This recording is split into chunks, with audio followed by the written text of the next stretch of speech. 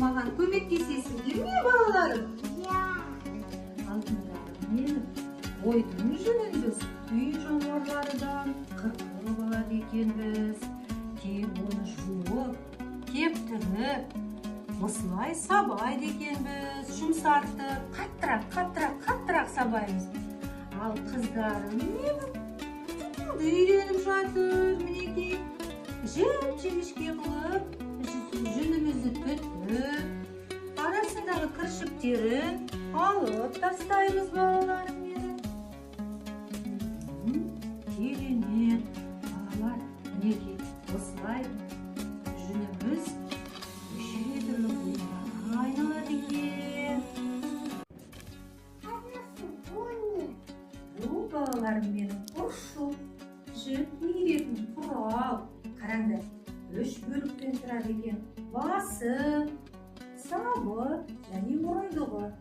Сендер түтіп берген жүнді мұрындығына жалға мен иіремін, балаларым менің. Қалай? Міне осылай, балаларым менің. Жіпке айналады екен жүніміз.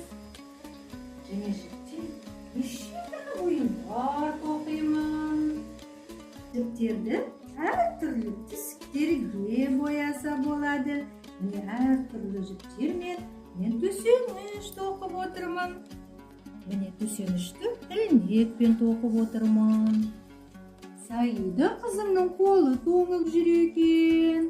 Саида қызыма мен сымдармен қолғап тоқып отырмын. Қане, Саида қызым, өлшеп көрейік.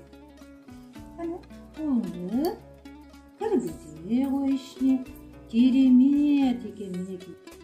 Балаларым, бүгін сендер маған көп көмек көрсеттіңдер. Мен сендерге сыйлық дайындап қойдым. Сандығында не бар екен? Сандығымда қасиетті домбыра бар екен. Ала ғой саған сыйлық. Саған алтын адам сыйлық. Саған қасиетті шаңырағымызды сыйлаймын. Ала ғой ботам. Ал саған алтын асық сыйлаймын. Ала ғой Мұхаммед. Рахмет, анасы.